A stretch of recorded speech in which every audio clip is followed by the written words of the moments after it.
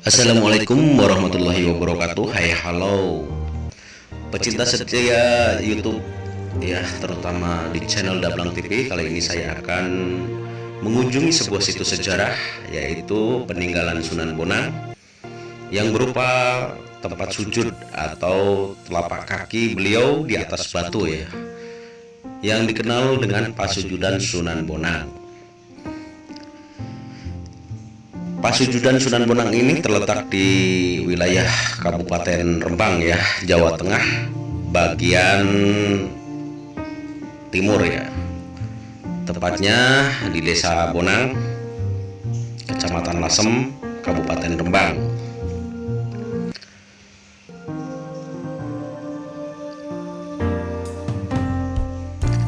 Sunan Bonang merupakan salah satu wali Songo yang ikut mendirikan Masjid Demak ya. Sunan Bonang merupakan putra dari Sunan Ampel. Beliau adalah guru dari Sunan Kalijaga.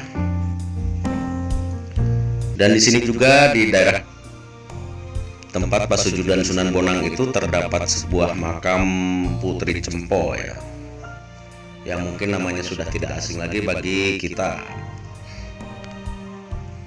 Untuk menaiki atau sampai ke atas ya, ini kita harus melewati beberapa ratus anak tangga ya, sekitar 150 lebih anak tangga ya.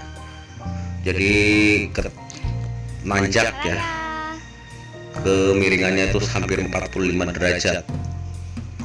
Ini adalah lokasi di mana tempat menyimpan pasujudan atau tempat sujud Sunan Bonang ketika itu waktu disuruh oleh ayahandanya tirakat di daerah ini. Dulu itu di sini tuh menurut cerita adalah sebuah pegunungan yang hutan ya, hutan kemuning. Jadi beliau di sini sujud sholat tafakur, istilahnya itu apa ya? Lihat tafakur.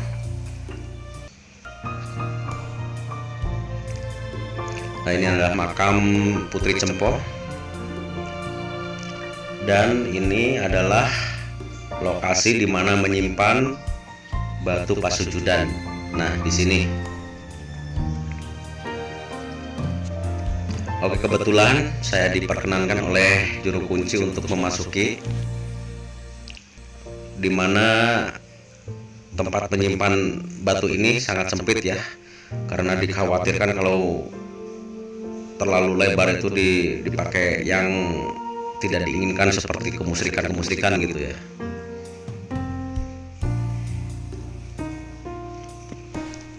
Nah, ini adalah bekas telapak kaki beliau ketika zikir. Waktu itu beliau itu waktu tafakur dia mengangkat kakinya yang sebelah kanan. Jadi bekas kaki yang sebelah kiri itu. Dan yang agak lebar itu adalah tempat sujudnya beliau. Karena menurut kisah tuh beliau waktu kecil usia antara 7 tahunan ya, disuruh ayahnya bertafakur di daerah ini. Ini adalah membuktikan salah satu karomah wali Songo. Beliau adalah seorang wali yang mempunyai ilmu tinggi ya. Bekas tafakurnya aja beliau membekas ya. Juga di sini ada bekas sujudnya beliau juga membekas. Batu sekeras itu, ini ada beberapa andesit, bisa membekas. Berbeda dengan kita ya, sajadah pun tidak ada bekasnya kalau kita ibadah.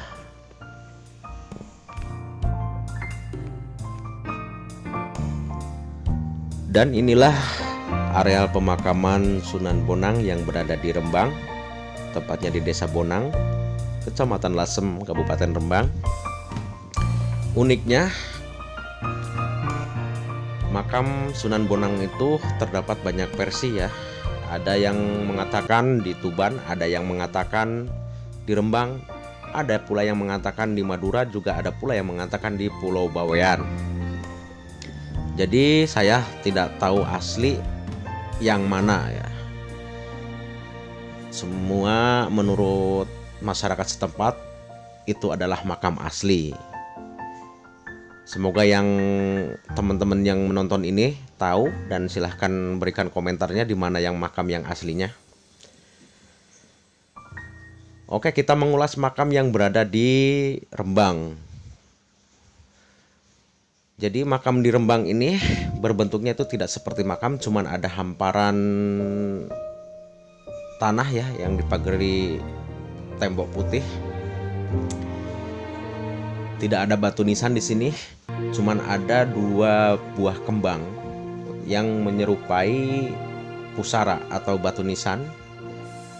Dan menurut juru kunci itu di sini tuh, jadi kembang itu tuh tidak besar, tidak mengecil, tidak mati, dari dulu ya segitu katanya.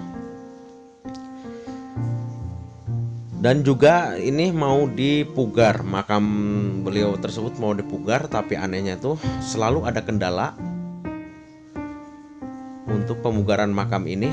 Jadi akhirnya dibiarkan begitu saja seperti dulunya ya, dibiarkan begitu saja.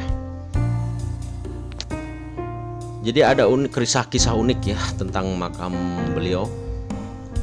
Kisah uniknya yaitu, jadi makam beliau itu berada di berbagai tempat seperti di Rembang, di Tuban, Bawean, dan semuanya itu asli. Untuk cerita orang Rembang, masyarakat Rembang itu, beliau itu wafat dan muridnya yang berada di Rembang, muridnya yang berada di Tuban atau di Pulau Bawean itu tidak terima kalau jasad beliau dimakamkan di daerah Rembang. Jadi akhirnya beliau tuh mencuri, katanya mencuri jasad beliau, lalu dibawa ke daerah Madura gitu ya, Madura atau mana lupa saya. Nah, ketika di Tuban itu kehabisan bekal, akhirnya jasad beliau tuh dimakamkan di Tuban. Tapi kalau menurut pendapat saya, ini adalah sebuah pendapat, bisa diikuti bisa tidak. Beliau adalah seorang wali. Mungkin teman-teman pernah mendengar seorang wali itu bisa di mana saja berada. Misal gini, sekarang kita berhadapan dengan jasadnya, dengan orangnya, tapi beliau bisa berada pula di satu tempat, misal di Mekah atau di mana. Mungkin pernah mendengar seperti itu. Nah, pemikiran saya juga seperti itu, karena beliau paham sayangnya murid-murid terhadap dirinya, karena beliau mempunyai beberapa padepokan ya, pesantren lah istilahnya, mungkin seperti sekarang ini pesantren. Jadi beliau punya pesantren di Tuban, di Madura, di Pulau Bawean, di Rembang. Beliau paham kalau murid-muridnya itu sangat sayang, dan jika suatu saat beliau meninggal pasti berebut ingin memakamkan di tempatnya. Maka dari itu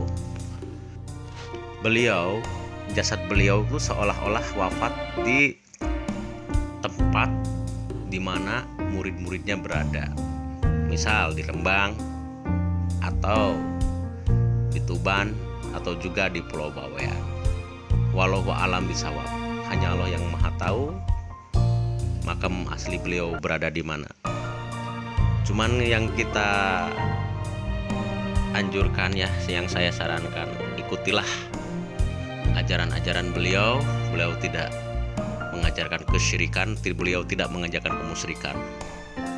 Oke, cukup sekian.